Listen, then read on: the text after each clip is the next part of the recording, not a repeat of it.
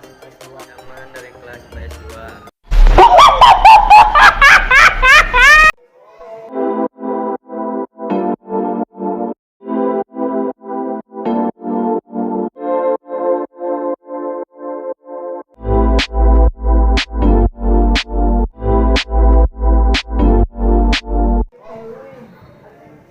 Sekarang saya lagi di jalan ingin menemui Pak Dadan.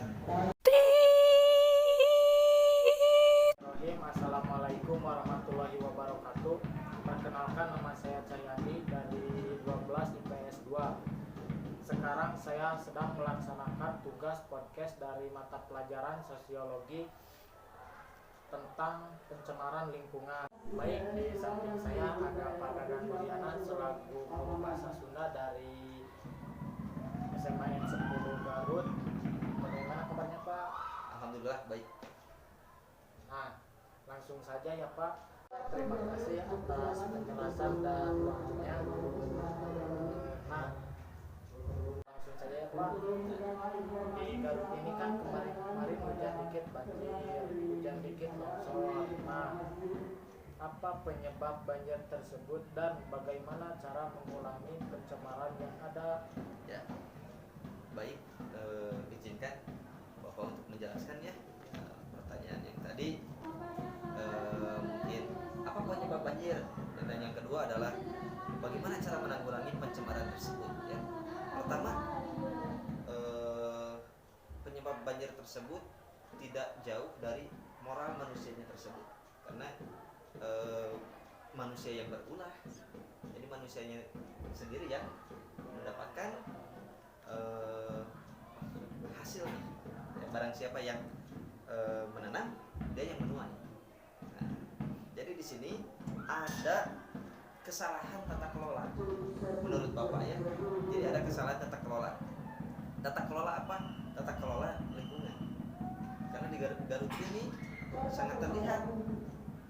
Kita harus bisa membedakan ada 3 wilayah. Ada 3 wilayah hutan. Kalau dalam ilmu Kasundaan dipelajari ada 3 wilayah, yaitu wilayah kehutanan. Yang pertama hutan larangan, ya. Yang kedua itu ada hutan tutupan. Yang ketiga adalah hutan baladageun atau disebut leuweung larangan, leuweung tutupan, leuweung baladageun. Apa itu dan apa fungsinya? Leuweung larangan itu, larang itu sebetulnya bukan dari pengertian dilarang ya. Larangan itu menurut bahasa Sanskrit zaman dahulu ya, larang itu adalah suci. Jadi hutan suci. Artinya hutan yang dijaga, tidak boleh dikunjungi. Di situ biasanya ada kuncinya, ada yang menjaganya. Di situ ada habitat dari hewan-hewan buas ya, yang masih dilindungi di situ. Jadi habitatnya masih terjaga. Di situ pun ada mata air yang harus dijaga. Pohon-pohonnya, hewan-hewannya, mata airnya, itu hutan larangan atau leuweung larangan, tidak boleh ditempati oleh manusia dan harus dijaga kesuciannya ya.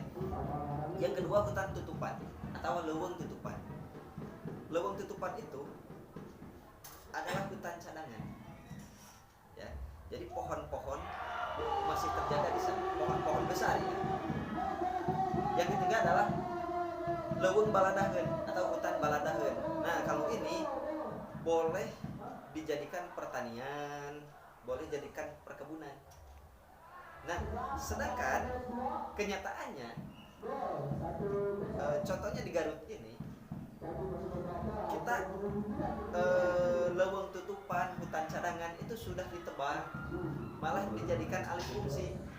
Ada yang jadi baladageun atau jadi perkebunan atau jadi pertanian, ya, jadi berpindah atau jadi perumahan-perumahan yang tadinya fungsinya untuk menampung banyak air, ya, jadi tidak tertampung oleh pohon-pohon ini karena sudah tidak ada. Dan terus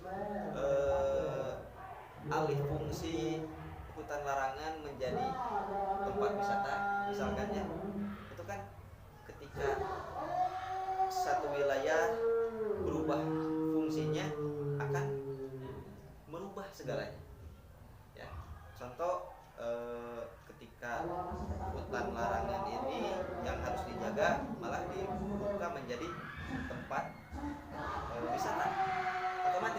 Yang datang kan mereka bawa bekal, mereka bawa kendaraan.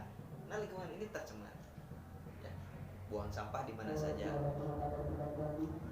dibakar, asap kendaraan, gitu kan ya. Nah, otomatis ketika dijadikan tempat wisata, ada tempat-tempat tertentu yang dibongkar secara paksa. Ya. Hewan-hewan terjadi kepunahan, ya. Nah, jadi tidak mendapatkan tempatnya. Nah, bagaimana cara menanggulanginya? Harus ada upaya, terutama dari pemerintah dan masyarakat. Tentunya kita tidak bisa menyalahkan masyarakat, kita tidak bisa menyalahkan pemerintah secara sepihak, tapi harus keduanya. Jadi ada kesadaran moral. Kita harus menata kembali apa? Kita harus mengetahui fungsi-fungsi dari hutan tersebut. Ada yang menjadi hutan baladaheun, itu boleh pertanian dan perkebunan. Yang kedua, leuweung tutupan, itu menjadi cadangan, hutan cadangan. Yang ketiga adalah leuweung larangan, itu harus dijaga. Tidak boleh disambangi oleh masyarakat. Ya. Bagaimana menata kembali? Kita harus mengetahui filosofi Sunda lah, tritangtu, nata diri, ya, tata salira, tata nagara, tata buana. Jadi harus memperbaiki diri sendiri dulu. Setelah memperbaiki diri sendiri, baru menyebarkan terhadap masyarakat. Tata negara itu namanya. Ketika seseorang sudah lewat dari tata negara, baru tata buana, menjaga lingkungan alamnya. Orang alam itu sebetulnya kita menyebutnya bencana alam ketika gunung meletus, itu bencana alam. Padahal itu bukan bencana. Ya, menurut Bapak, bahwa alam ini hidup dan bergerak, meletus dan lain sebagainya, itu adalah cara hidup mereka. Ketika meletus mengeluarkan semburan api, beberapa puluhan ratusan tahun ke depan tanah ini menjadi subur. Sedangkan manusia ini yang menghidupinya atau yang tinggal di tempat tersebut, ya, harus menyesuaikan, harus menjaganya. Apabila tidak menjaganya, ya akan berbalik kepada kita sendiri. Mungkin itu yang bisa Bapak sampaikan. Mohon maaf apabila ada kekurangan. Silakan.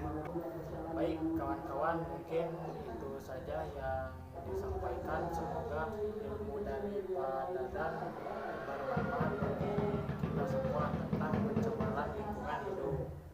Wassalamualaikum warahmatullahi wabarakatuh.